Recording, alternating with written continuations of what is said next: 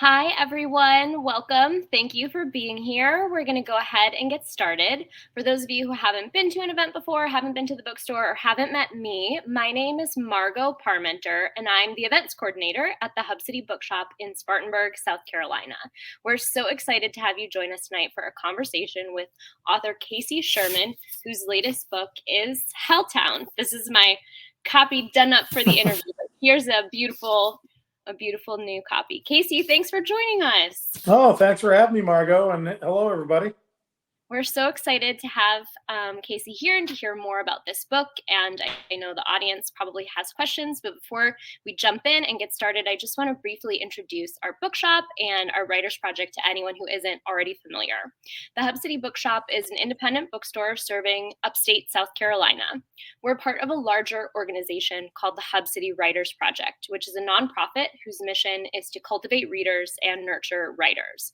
One of my favorite ways, and I'm completely unbiased, that we do that is through author conversations like this, where we get to hear from great authors and also connect those authors with our wonderful readers.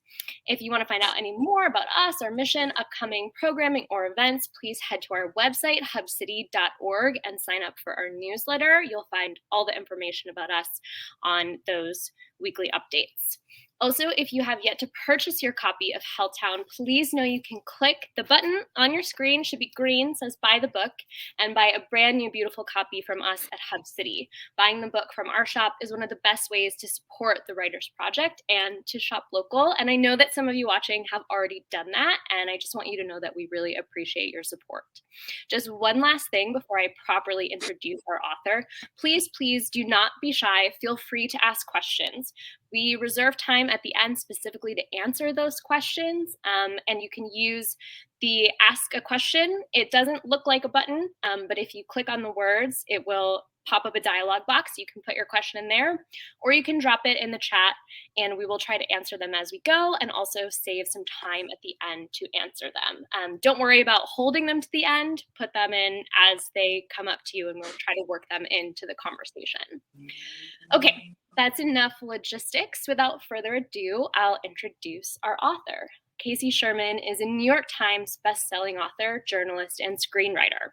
Several of his books have been made into major motion pictures or are currently in development, and I think this book might be one of those. Casey, You're right. A little bit about that? Sure. I'll talk, as we move forward, I'll tell you a little bit more about how we just sold our project to Hollywood. Amazing. Very exciting. Okay, so for anybody who hasn't had a chance to read their book yet, can you kind of give us the elevator pitch synopsis of what the book is about? Sure. Imagine that Jack the Ripper has been resurrected to stalk the women of Cape Cod in 1969. Now, that's not some dark, twisted fantasy, Margot. That actually happened in 1968, 1969 on Cape Cod, which is a place where I grew up. And, I've been an investigative journalist for, 25 years. I've covered up to 50 homicides. I've written many books about them. And honestly, I've never seen anything as barbaric as this case. To me, this is the worst serial murder case since Jack the Ripper. That is so fascinating to hear, and kind of surprising to hear, because I know I was talking to you a little bit in the green room before we went live about how this is sort of, as the subtitle says, an untold story. This is a story that a lot of people haven't heard, including people who live on Cape Cod. Can you tell us why the story's been overlooked, and kind of about the process of unearthing it and bringing it to light? Growing up on Cape Cod, I knew about the murder case, but it was really socialized almost as folklore. Now, I know this world.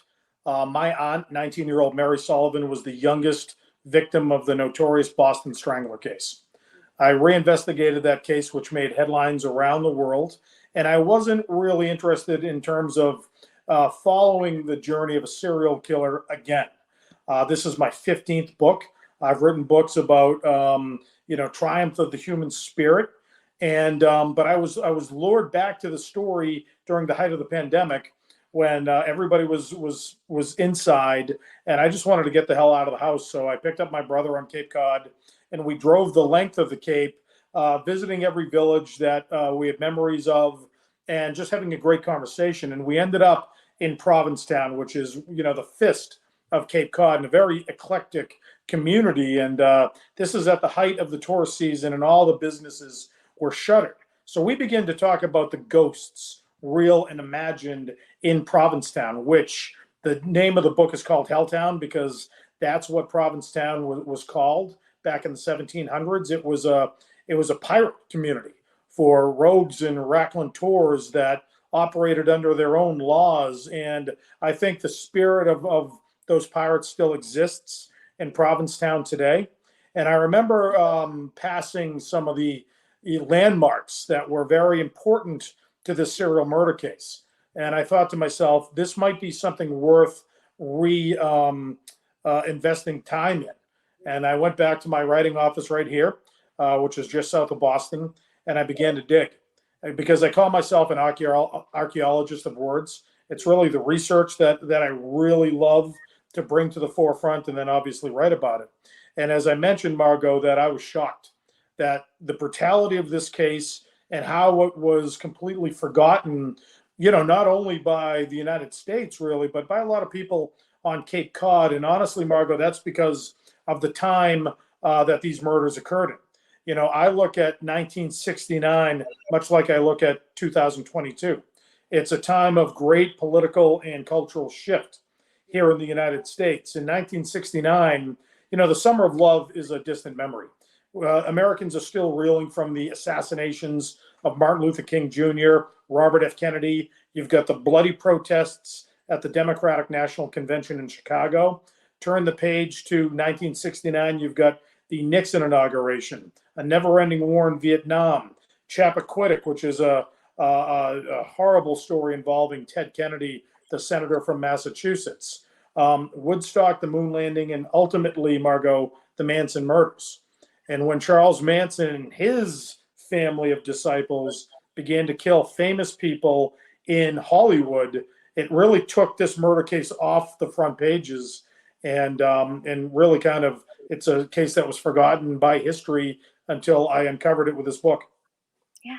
I mean, that's amazing. And we're so glad that you did uncover it because it's, I mean, as you said, grisly and horrifying, but also completely fascinating and completely just so interesting. This is like a small town, right? Like a small beach community. And this person is kind of, I mean, I think you mentioned in the book that it's before we kind of largely adopted the term serial killer, but he's That's right. killing a lot of people with this same profile and really evading capture for quite a while.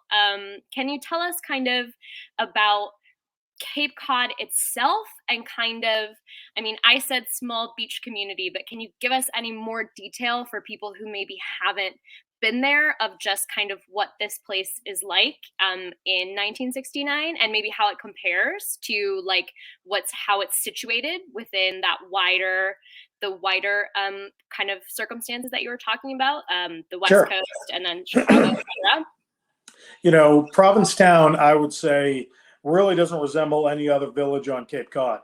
It's only 1.5 square miles, but it attracts artists, eclectic personalities from all over the world, and they've got to share a very tight space with the families of Portuguese fishermen that have been there for 200 years. So you've got these town folk, and you've got these artists and these writers that kind of invade their communities, once every summer. And that balloons a very small community to a population of well over 30,000.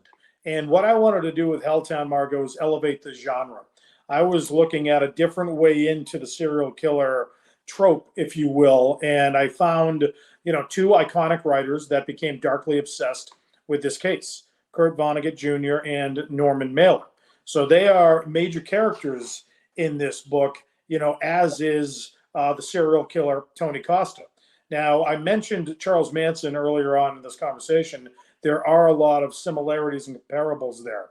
Like Manson, Tony Costa was a hippie messiah who was able to attract young women and men. Many of them lowered their guard, to this very energetic, charismatic person they never thought would do them harm. And ultimately, women paid, for their for that with their lives. And I will say about the women that were murdered here, the book is dedicated to them. Now, that goes back to my aunt's murder in the Boston Strangler case. I didn't want to write about statistics. I didn't want to make these women, just images for the reader to, glaze over before the next gruesome part of the story. These women were school teachers. They were volunteers in their community. They were bright lights to their families, and their only crime, Margot, was kindness, being kind toward a stranger or somebody they knew. And I was really taken about that because that's what I wanted to write, a cautionary tale.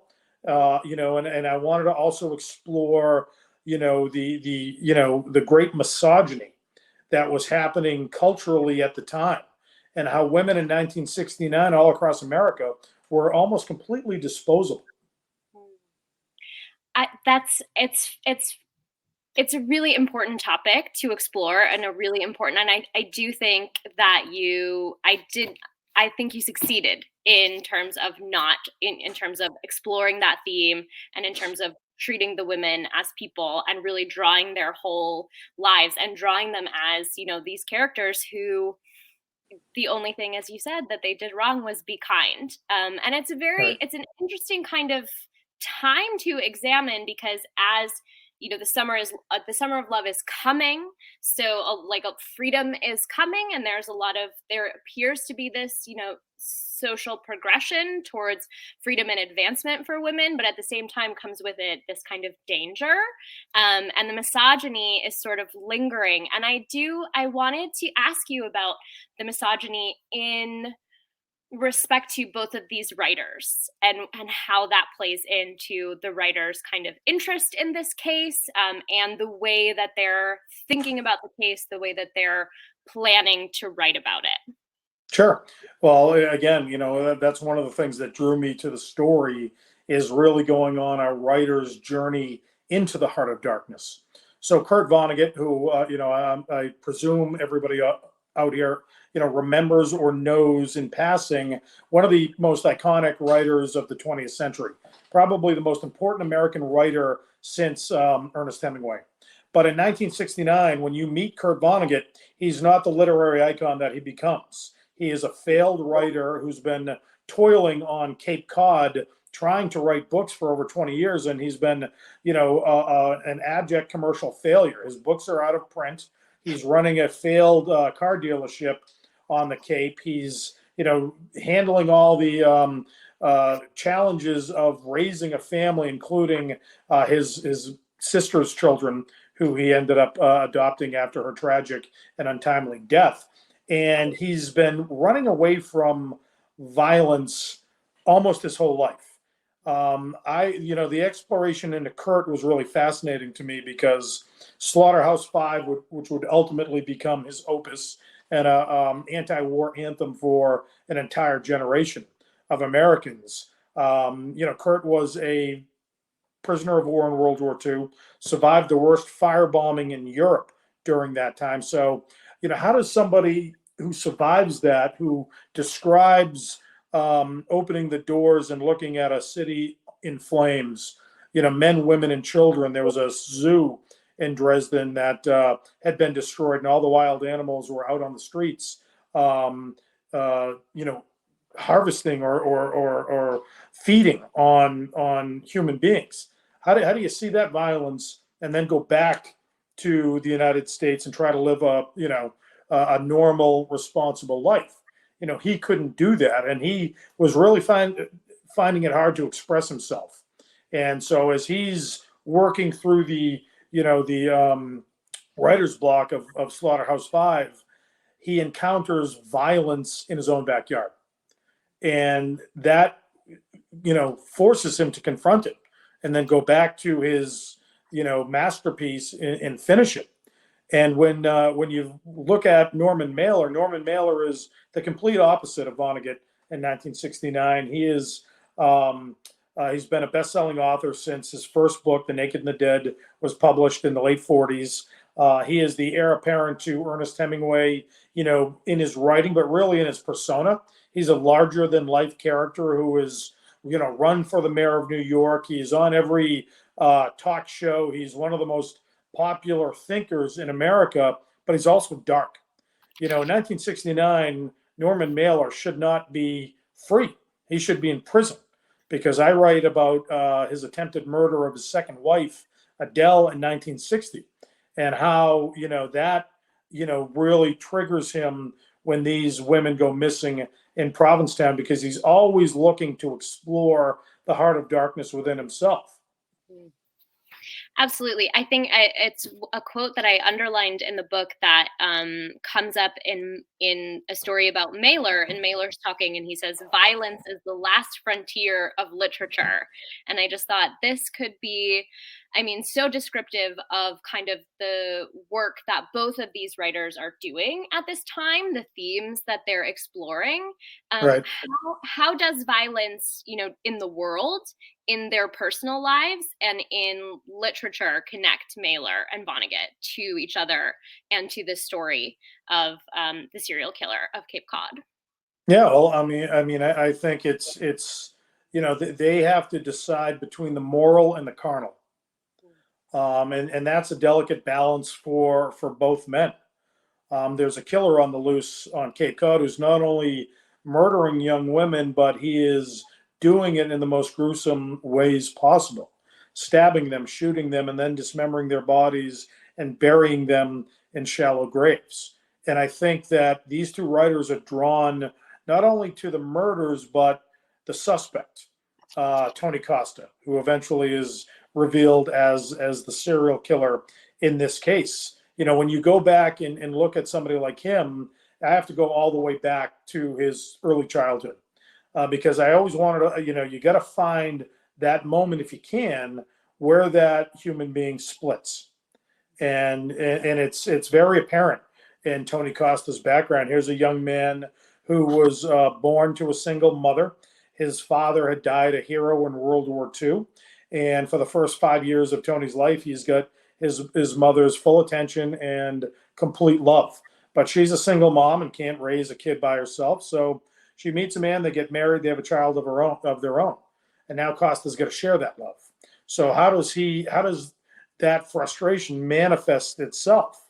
Well, he begins to experiment very violently on neighborhood pets and animals, which is something that a lot of serial killers do. They begin to work on animals early on in their evolution as serial killers. Tony Costa was the same way. And when he's 16 years old, he graduates from the local neighborhood pet to a human being. He ties up a 16-year-old girl, and Lord knows what he was planning to do with her. But he got afraid and he left, and he eventually was arrested. And I think it's at that moment, Margot, where I'm looking at all of the research material and I'm yelling at the pages, saying, "Get this kid help." But his mother doesn't. His mother instead pleads to the judge, "We're going to send him away to live with relatives on Cape Cod in Helltown, and he will work his way out of these dark fantasies." But he doesn't. Can you situate this for us? Because I think one of the things that's kind of difficult from our contemporary perspective, we are so awash in true crime. We're so awash in stories like this, about this, from podcasts to TV to books, etc. Can you situate for us what kind of the working knowledge of the average person would have been about kind of the psychology of these kinds of things, and the danger of these kinds of things that maybe we all think now, oh, we see that, we understand it because it's very much part of our culture now. But in 1969, one of the big things that sticks out to me is, like, people hitchhiked, and now we never That's hitchhike, right. right? Because we know it's very dangerous. Yeah, no, you're absolutely right. The 1960s as a decade was a decade really geared toward war violence and political violence.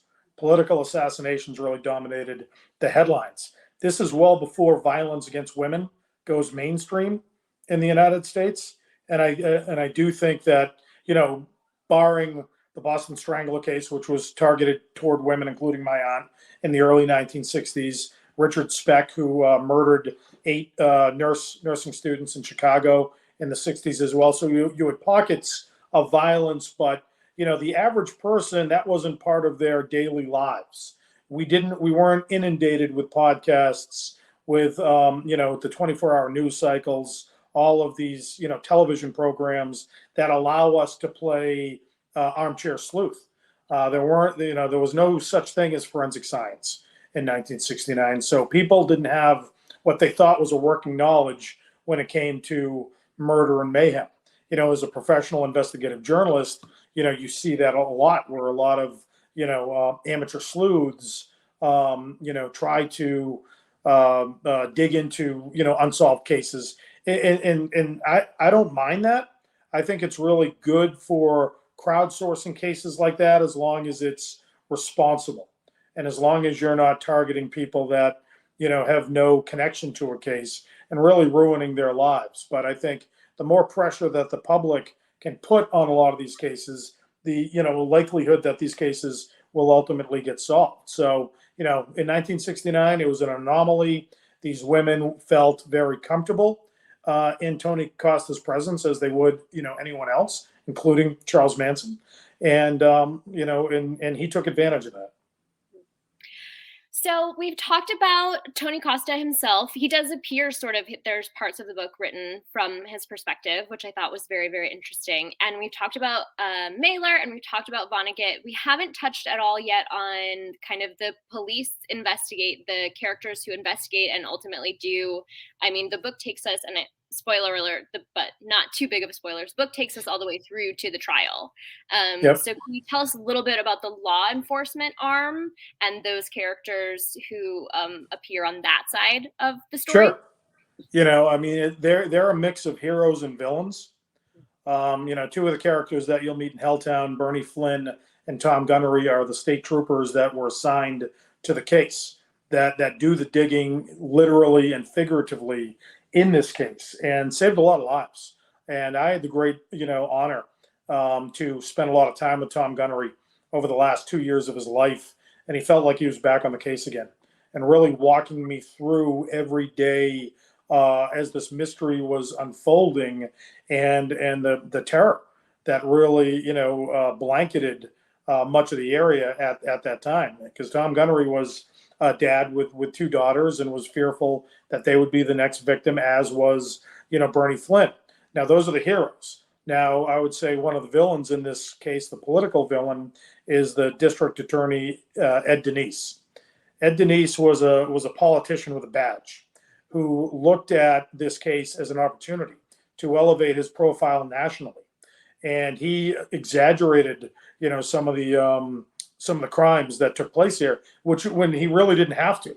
These crimes were as gruesome as I've ever seen, and I can say that with authority because, Margot, and we'll get to my process, but for Helltown, I had access to well over 2,000 primary source documents with regard to this case, all of the investigative reports, eyewitness testimony, trial transcripts, and ultimately the crime scene photos and the autopsy photos. I've been to a lot of crime scenes, and I've seen a lot of autopsy photos, and been to a lot of procedures like that. I've never seen anything like this. These women weren't just murdered; they were mauled. This was a frenzied attack by a very dangerous man. These women looked as if they'd been attacked by a great white shark, and not a killer with a knife. That's absolutely terrifying. And it brings to mind one of the kind of themes that sort of weaves its way through the book that I wanted to ask you about, was kind of the rise of drug use in this time, the use of LSD, and how that plays into the trial itself, and Costa's attempt to kind of lean on that. There's a page that I marked where the message to young people of not to use these drugs, and really what role this is playing, not just in kind of this particular story, but what it's playing in the society at large, I guess. I mean, my mom tells me horror stories about people on LSD, when she was in college, jumping out of windows because they were on Sure. a bad trip, stuff like that. And it feels a little bit foreign from contemporary life. So maybe historical context will help for like how that plays into this story. Yeah, I would say that, recreational drugs were the currency that young people kind of, operated with. They didn't really understand or even know that there would be any real dangerous repercussions to, and this is before cocaine, so this is really your LSD trips, your marijuana, but it was the acid trips that, I would say, took a evolving killer and put him on steroids, and made him, start to see things that weren't there, and create scenarios, for his victims that ultimately, became too real to the investigators that found those bodies. Interesting. So I want to talk a little bit. I want to turn back to American letters at this time. And it seems like, and tell me if this is incorrect, but my reading is sort of that Mailer, at the beginning of the book, Mailer is the agreed upon master of letters, and it kind of follows Vonnegut's rise. Vonnegut kind of rises, and Correct. he's on the top at the end. Can you talk about maybe those kind of parallel journeys? And that was very interesting to read about because Mailer, I believe, is the one who actually ended up writing the book about. That's right. So, I think that, it's really kind of a journey through jealousy. Kurt Vonnegut was envious of Mailer, what he represented, what he had. But ultimately, history will, prove that, Vonnegut had the staying power. Vonnegut's books outsell Mailer's 2-1 in 2022, but both were brilliant writers. And I think both were, very prolific. Mailer was more the cultural voice leading up to 1969. In the Democratic National Convention, it was Mailer who was sent to Chicago to cover those protests. It wasn't Vonnegut, even though Vonnegut, spent his early career as a crime reporter in Chicago and knew that area very well. Mailer didn't, but Vonnegut was looking for his voice, looking to be relevant. And again, Slaughterhouse-Five will, put the exclamation point on, decades of struggle for Kurt Vonnegut. And with regard to Tony Costa, Kurt wants to be relevant and thinks that writing about this serial killer case in his backyard is something that will put him on, the national platform. So he gets a contract with Life magazine, and he writes a very Vonnegut-esque expose of the case, not only focusing on the killer, but all the culture that bred the killer. And Mailer, I think Mailer was probably more haunted by this case than Vonnegut was, because it took several years after the case was completed and consummated that Vonnegut decided, or that Mailer rather, felt like he had the courage to fictionalize the story, which he does in a book that he'll write in the 1980s called Tough Guys Don't Dance. And I take the reader through, that journey, which is also very dangerous for Mailer at the time too. So, like I said, my objective, Margot, was to elevate the genre of true crime, not just focus on the serial killer, because quite frankly, as barbaric as this case was, I needed more to get interested in the case. And I wanted the reader to, take their foot off the gas pedal a little bit, especially when the grisly details are all, printed in the book. I needed them to breathe. And by breathing, they should, I took them on the journeys through Vonnegut and Mailer. And I'll get back to something I just said, which is, I've been criticized for putting all of the grisly details of these murders in the book, which is surprising to me, from these so-called true crime fans. I said, well, what is a true crime fan? Do you want me to glorify a killer, or demystify and deconstruct a serial killer like Tony Costa. There are consequences here for the the bloody work that he's done. He shouldn't be praised. He should be ostracized by history. And that's so interesting because I think you're saying you tried to elevate the genre, and I think you really succeeded because there's sort of this, you get your true crime kind of narrative that you would expect, but Mm-hmm. then you also get the meta narrative of how we as a society and how our literary luminaries interpret the underlying narrative. And I think that just goes to exactly what you were just saying, which is it's very important how we decide to tell these stories and how we decide to interpret these stories. And often, the attempt to kind of deconstruct and kind of diagnose our society Sure. can become like a praising or a glorifying. And that line is very thin. I don't, do you have thoughts on that as somebody who is an investigative reporter and a true crime writer? Yeah, I mean, I'm always leery about turning a criminal into a celebrity.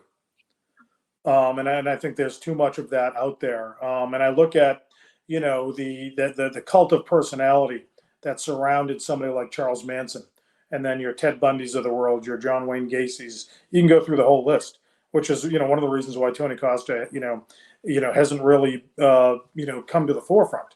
Before. Not that I want to put him on a pedestal because I don't, but I want to explain, not only the murders in the most realistic way possible, because these weren't murders of passion.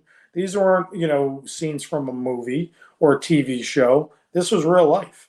And I think that we're living in a culture right now where true crime is probably the number one genre: podcasts, films, miniseries, books. Sure, I take advantage of that a little bit, of course, as a true crime writer. But I think it also, the pandemic had a lot to do with that, Margot, when we were all trapped inside and all we could do was live our lives vicariously through these investigations.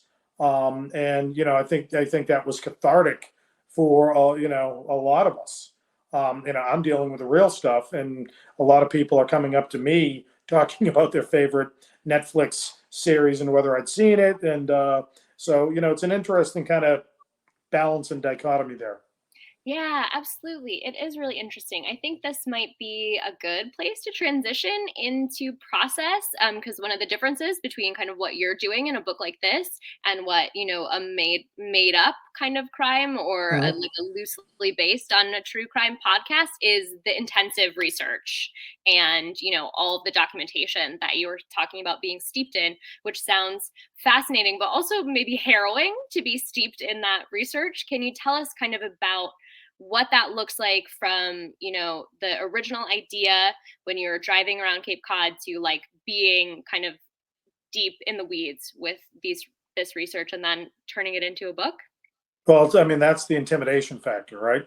The book will only be as good as the information that you provide to the readers. So the first thing that I had to do was try to harvest as many of the materials from 1969, 1970 as I could, which that was a difficult process because the records with regard to the case had not been digitized by the district attorney's office. In fact, the district attorney's office doesn't even exist anymore. It's in a new jurisdiction. So reaching out to the Tom Gunnerys of the world, for example, who led me to somebody else who had another pile of documentation, who led me to somebody that had 12 hours of audio taped interviews with Tony Costa, conducted by his lawyers during the trial. To, as I mentioned, the crime scene reports and the autopsy photos. And honestly, Margot, there were times that I'm knee deep in research where my wife had to pull me out of the project because I was so embedded, especially with those photos, that I couldn't leave them alone. And I'll never forget the images that stain my brain to this day. But she knew that I needed some separation from the material a little bit because I would find myself, as I'm writing, almost yelling at these women, Marianne and Pat, do not take that drive to Cape Cod. Do not enter that boarding house at 5 Standish Street. Turn your back on this charming stranger. And I know they don't, but I still, in the back of my mind, hope they do. Um, so that's that's a little bit of the writing process, and I will say one of the things that I thought illuminated the writing as well was the fact that I got access to an unpublished manuscript written by the killer. So for the first time in this case, I can bring the reader directly into the murder scene. I can recreate conversations that I know the killer had because he wrote about it, in great detail. So there really is breaking down that fourth wall, if you will, with Helltown, and how close you get to actually being in the room or being in the woods when these women were, you know, breathe their last breaths. Yeah. Can I ask, did you know that existed before you started to write this unpublished manuscript, or is it just something that kind of an exciting discovery during the It was course? an exciting discovery for me. I did not know that he, Wow. Tony Costa, the killer, saw himself as a writer, much like Kurt Vonnegut and Norman Mailer, which, completed the circle for me, kind of, in a literary technique, looking at these, three individuals as, not who they were, but who they wanted to be. And, I think in many ways, Norman Mailer wanted to be Tony Costa, and Tony Costa wanted to be Norman Mailer. And I think, Vonnegut is somewhere in between. Mm. That's a fascinating take, because I had been aware of Norman Mailer's influence on American letters. I had been aware of, the books, and I had read a few, but I had been aware of with Adele and how he almost killed her. But I had not really, there's a page I bookmarked, 303, where he's talking with Evelyn Lawson, I think. Mm-hmm. And he's or we're finding out this story where he's saying that women should be kept in cages. I believe women should be kept in cages. And his just intense misogyny was so shocking to encounter.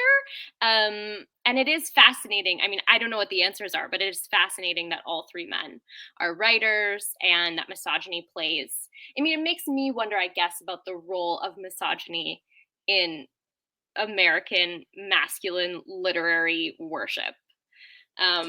Sure. And I've fallen victim to that. I tend to,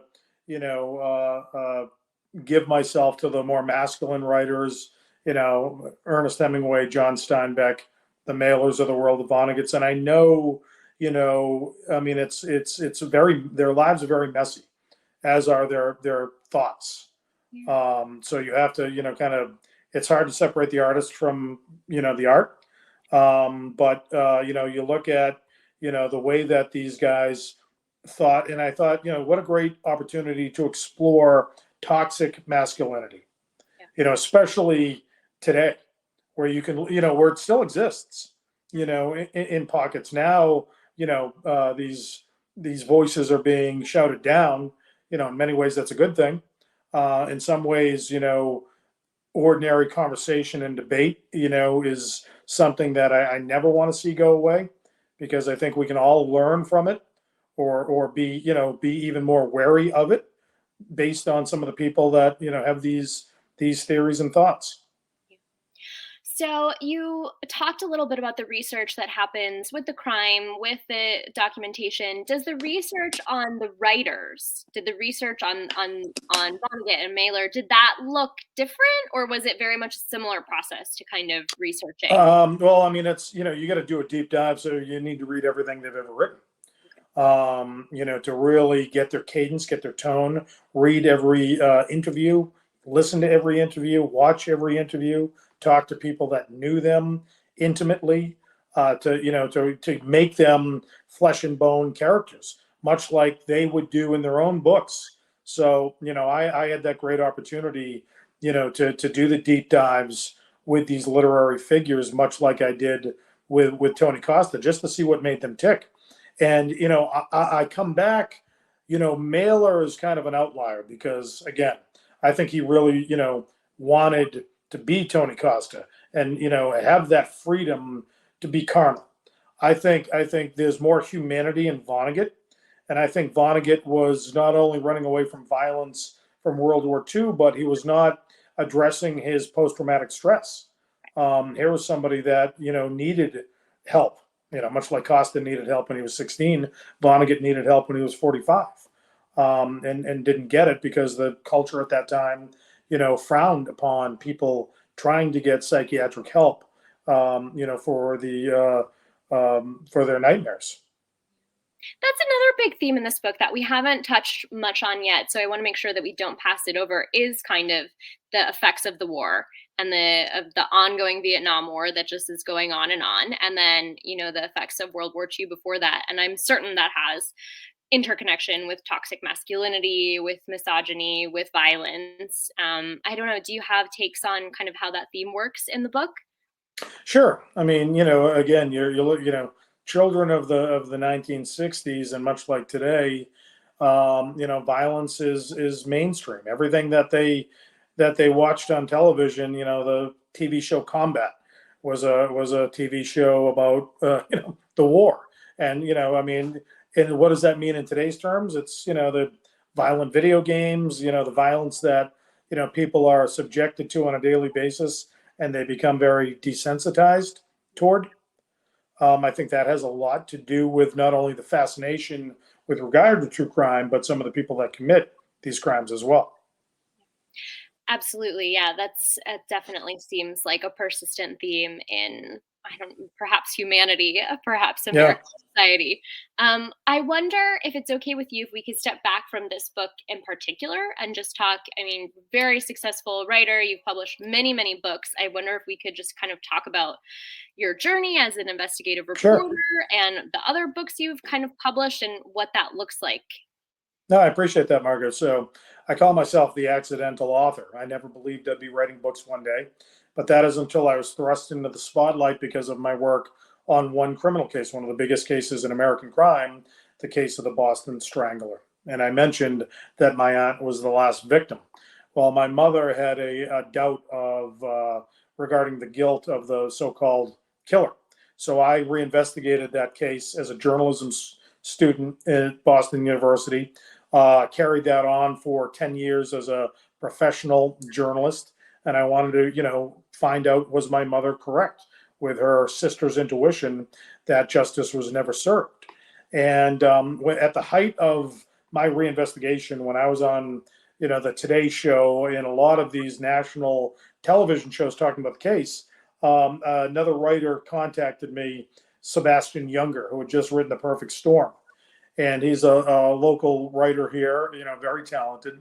And he said, I want to write your story. And you hear that, Margot, and you're flattered at first, especially coming off a book like The Perfect Storm. Then when I went home, I said, well, I'm living it. If anybody's going to write it, it has to be me, and it will succeed or fail on those my own merits there. Now, I was a classically trained journalist. I didn't consider myself a writer, but I considered myself an avid reader. I read everything, and I think that's really the tool set that writers should have, consuming books on a daily basis. So when I sat down to write my first book, which became A Rose from Mary, and it was a family's memoir with regard to how do you get justice on your own terms when law enforcement doesn't want to help you. So it was a kind of my angle was the family and the concentric circles that a murder has. But I can tell now, 20 plus years later in the book, I'm using techniques from other writers in the first 100 pages. There's where I'm trying to be Ernest Hemingway, short declarative sentences. Here's where I'm trying to be Norman Mailer, I can't shut the hell up. And then about halfway through that book, I found my voice. And I said, okay, I know that this sentence is Casey Sherman. So that book became a surprise bestseller, Margaret, and I thought I could do this. And there are other stories that need to be told. And, my oeuvre, so to speak, I do a lot of true crime writing, but I also write a lot of inspirational tales as well. I wrote a book called The Finest Hours, which is now considered a maritime classic and the basis of the 2016 Walt Disney Pictures film starring Chris Pine and Casey Affleck. That's now still one of the most popular movies on Disney Plus. And then the bombs exploded at the finish line of the marathon, and I was really recruited to write that story from a very human point of view. The first responders, the law enforcement, men and women that were hunting down terrorists on the streets of Boston. That book, Boston Strong, became Patriots Day with Mark Wahlberg, which was released later that year. And we were talking before we got on live here. Last year, I wrote a book with James Patterson called The Last Days of John Lennon, which was an amazing exploration into this icon's final years and this runaway train that his murderer represented at the time. I mean, that journey is so fascinating, such a cool development. It sounds like it developed kind of very organically, and that over the years, it's just the you've been able to use your own voice to kind of explore a lot of different stories and tell a lot of different stories. What does it look like? Can you tell us when something that you've written gets turned into a film or a TV series? What's that feel like? What's it look like? Yeah. Yeah, so I write very visually. I hope you got that reading Helltown. So Hollywood producers can really wrap their heads around a project like this. And once you strike gold in Hollywood, which I did with The Finest Hours, and my elevator pitch to the producers on that film was, this is Saving Private Ryan meets The Perfect Storm.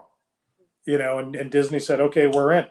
And it's relationships. So the same screenwriters that wrote The Finest Hours, recruited me to write Boston Strong / Patriots Day, because they saw similar themes of, courage under fire and heroism. And now, I've been, kind of a figure in Hollywood for some time now, that anything that I write with Helltown, I sold the TV rights to Robert Downey Jr. and his production company, Team Downey, before I even sold the book rights. And what you do is you build out a treatment, which mine are usually 70 to 75 pages long, and you serve two purposes. They get you your book deal, tells the publisher how you're going to market that book, but it also gives the Hollywood folks an idea of what a film or a miniseries would look like.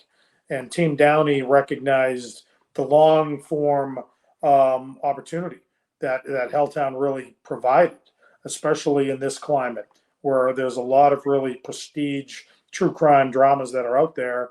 And so we've been, as I was writing the book, I was sending pages to my Hollywood partners, and they were, figuring out how they were going to put this on the screen and building out the team that would eventually take it, to the studios, which, that started with a director, Ed Berger, who was an amazing German director who, really gravitated toward the material. Started with a showrunner, Mohammed El Masri, who created Severance for Apple TV.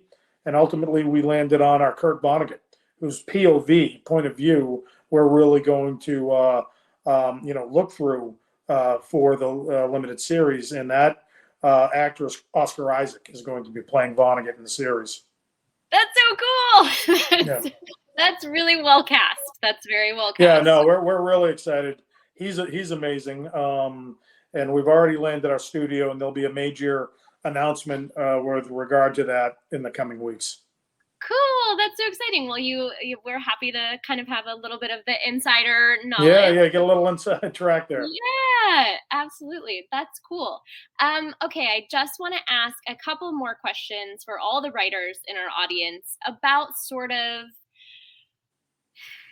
when you're in the midst of writing a book like this or the next book that you're writing, what does your daily process look like? And what advice would you give to people who, it still seems, the idea of just writing even one book still seems insurmountable? Sure. I mean, that's a great question. People will come up to me and say, I want to write a best-selling book. And I said, well, if that's your objective, it's never going to happen. Just sit down and write the story that you want to share with others. Everything else is that'll take care of itself down the line. But focus on the story before you focus on marketing it. And I would say, Margot, discipline is key. Everybody says, "Oh God, I have got a great book. I wish I could write it." Well, that's like me saying, "Well, I've always thought about open heart surgery. I might give that a try someday." I think it devalues what I do and what other writers do. But those who want to learn how to write, again, read everything. I would say read children's books, because children's authors, I think, are the most talented authors we have, because they have to grab the reader's attention on the first line of script, of page of manuscript, and keep their attention throughout the entire story. That's brilliant. And read every genre. Don't just stick to the genre that you're writing in. You want to see how different writers approach challenges. I also would advocate people, if they're really serious writers, read a lot of literary biographies and see what writers confronted as challenges and whether or not they were able to overcome them. And once you get that story on page, again, dedication, discipline, 2 hours a day at least in front of your computer working on your story. And I will guarantee you, Margot, and all these other writers out there, you're always writing, whether or not you're writing in front of your laptop, but you're writing in your head. This conversation right now, I am present, but I'm also thinking of, the book that I'm researching right now. Can you tell us anything about that book? And by the way, thank you Yeah, for all of that advice. It's excellent advice. it's a book that takes place in Los Angeles in the 1950s, and it's the collision course between Hollywood glamour and old-time gangsterism and organized crime, and a combustible event that brings both of these worlds together. Sounds excellent. That sounds it is. I mean, what you said, that it's very visual, and that's so true. Like, I can picture that you have, I mean, obviously immense talent for like taking, something and putting and making a picture in the head of the reader. So we're just so grateful that you are writing books. I wanted to ask, though, about your time as a journalist, and you said you're classically trained as a journalist. I feel like, and this is slightly off topic, so everyone just indulge me, but I feel like we're seeing in our kind of culture in our society right now kind of a resurgence of the journalist. There are a lot of these like scam artists recently who have been, or even just like, heads of companies. Their journalists have been doing this hard work and exposing a lot of, not even crime, but just fraud, scams, stuff like that. And they're kind of becoming sort of a hero of culture. As a journalist, what do you think about the state of journalism today? Yeah, well, I mean, I think the state of journalism today is really strong, even though everybody says newspapers are dying in the United States. Well, there are so many platforms where journalists can ply their trade. When I was coming up, it was a very limited marketplace. A few television stations in your major cities, a few competing newspapers, and that was it. Now you have a lot of these online digital media sites that are attracting, really solid journalists. So that's the positive. I would say that some of the negatives are you're not vetting the skill level and the talents of these journalists either. Some of these journalists are being put to work before they know how to report on a story. And that can get not only them in trouble, but the people that they write about in trouble as well. So there is a fine line in terms of hopefully providing these journalists the training that they need so that they don't, report a story incorrectly. And we've all done it. But, we've gone through the steps to vet these stories, getting our sources, everything we think is right. There's going to be one or two. You hope there's just one or two stories that don't necessarily stick their landing. And I do think, one of the problems I think we face as a culture is that the way people consume journalism now is a lot different, because you can go, you have your own shopping list of the stories that you want to read every day. So you're going to go to the sites that give you that information, whether or not it's accurate, as opposed to, looking at a lot of different media outlets and understanding, how they're reporting the stories. There's a lot more personality in stories now as opposed to straight reportage. And that's strictly political, but it also bleeds into a lot of these other stories that people write as well. Journalists are supposed to take their true feelings out of the reporting and just let the facts, speak for themselves. Yeah. Thank you for that's something that I've been thinking about. So thank you for indulging my question Sure. with your expertise. We have a question from the audience. Desiree asks, what was the most challenging part of this book and why? Okay, that's a great question, Desiree. Again, the most challenging part of the book was going down that journey with the young women that were murdered, and seeing who they were before they were killed, and what he did to them. That was, emotionally, that was the most challenging part for me. And I like to say their names: Susan Perry, Sidney Monson, Marion Wysocki, Pat Walsh, Christine Gallant, and a host of others, victims that Tony Costa probably murdered and that we'll never know about. That was challenging, but also, trying to put myself back in a place, 1969, when those murders are occurring in Provincetown. I'm being born down the street at Cape Cod Hospital, literally that week. So I had to go back in time, utilizing a lot of people that were living through that time to try to tell an authentic story as best I could. Excellent question and really fascinating answer. I have a couple more questions to wrap us up with. My first question is, what has been the reception of Cape Codders? Great question. Yeah. So, I mean, the book has done great. It's a New York Times bestseller, and we've got the TV rights secured. People on Cape Cod have loved it. However, there has been some pushback. And it's interesting that in 1969, friends and family of the serial killer were intimidating witnesses, intimidating law enforcement officials. They're doing the same thing 53 years later.